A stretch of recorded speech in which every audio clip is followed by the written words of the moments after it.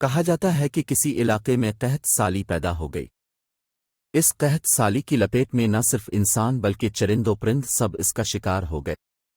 مویشی مالکان بے حد پریشان تھے۔ اس دوران ایک مسجد کے مولوی نے جمعہ کے خطبے میں نہایت یقین کے ساتھ یہ بات بتائی کہ اللہ کا نام لے کر یعنی بسم اللہ پڑھ کر دریا کو حکم دیا جائے تو وہ بھی نافرمانی نہیں کرتا۔ خطبہ سننے والوں میں ایک چرواہا بھی موجود تھا۔ مولوی کی یہ بات اس کے دل میں اتر گئی اور اس بات پر اس کا یقین کامل ہو گیا۔ اس نے واپس آ کر اپنی بکریاں کھولیں اور سیدھا دریا پر چلا گیا۔ اونچی آواز سے بسم اللہ الرحمن الرحیم پڑھا اور دریا کو کہا وہ اپنی بکریاں چروانے کے لیے دوسرے پار جانا چاہتا ہے، اور اسے کہا کہ مجھے اپنے اوپر سے گزرنے دے۔ یہ کہہ کر اس نے اپنی بکریوں کو لیا اور دریا پر چلتا ہوا دریا پار کر گیا۔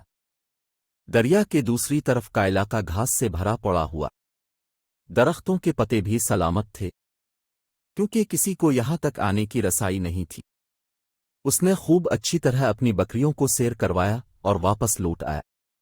پھر یہ اس کا معمول بن گیا کہ وہ بکریاں پار چھوڑ کر واپس آ جاتا اور شام کو جا کر بکریاں واپس لے آتا۔ اس کی بکریوں کا وزن دگنا چوگنا ہو گیا۔ لوگ چونک گئے اور اس سے پوچھا کہ وہ اپنی بکریوں کو کیا کھلاتا ہے۔ وہ سیدھا سادھا اور صاف دل نوجوان تھا۔ اس نے صاف صاف بات بتا دی کہ جناب میں تو بسم اللہ الرحمن الرحیم پڑھ کر دریا پر چل کر اپنی بکریاں دوسری طرف چروانے لے جاتا ہوں۔ یہ بات سب نے سنی مگر کسی نے اس چرواہے کی بات پر یقین نہیں کیا، کیونکہ یہ ناقابل یقین بات تھی۔ مگر بات ہوتے ہوتے مولوی صاحب کے پاس پہنچ گئے۔ مولوی صاحب نے اس چرواہے کو بلایا اور سارا ماجرا پوچھا۔ اس چرواہے نے مولوی صاحب کو ہی حوالہ بنا لیا کہ مولوی صاحب میں تو آپ کا شکریہ ادا کرنے والا تھا۔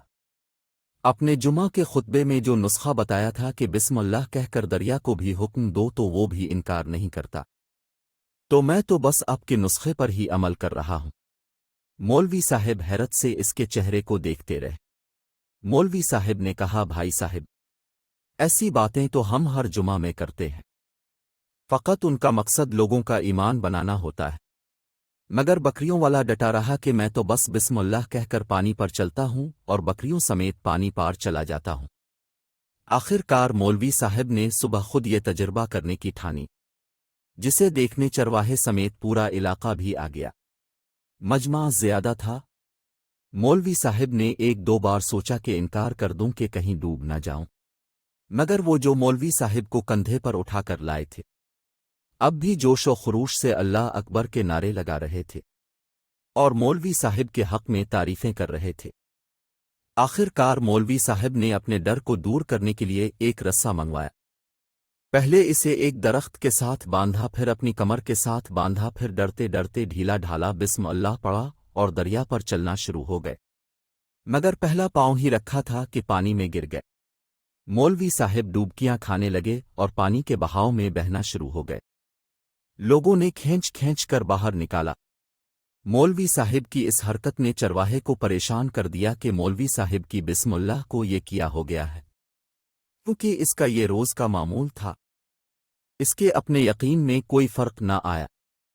اس نے بسم اللہ کہہ کر بکریوں کو پانی کی طرف اشارہ کیا اور خود ان کے پیچھے چلتا ہوا پار چھوڑ کر واپس بھی آ گیا۔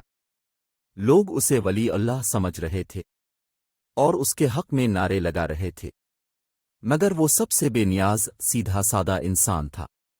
وہ مولوی صاحب کے پاس پہنچا اور کہا، مولوی صاحب میں آپ کی بسم اللہ کی تعریف سے کافی پریشان تھا، مگر پانی پر چلتے ہوئے مجھے آپ کی بسم اللہ کی بیماری کا پتہ چل گیا۔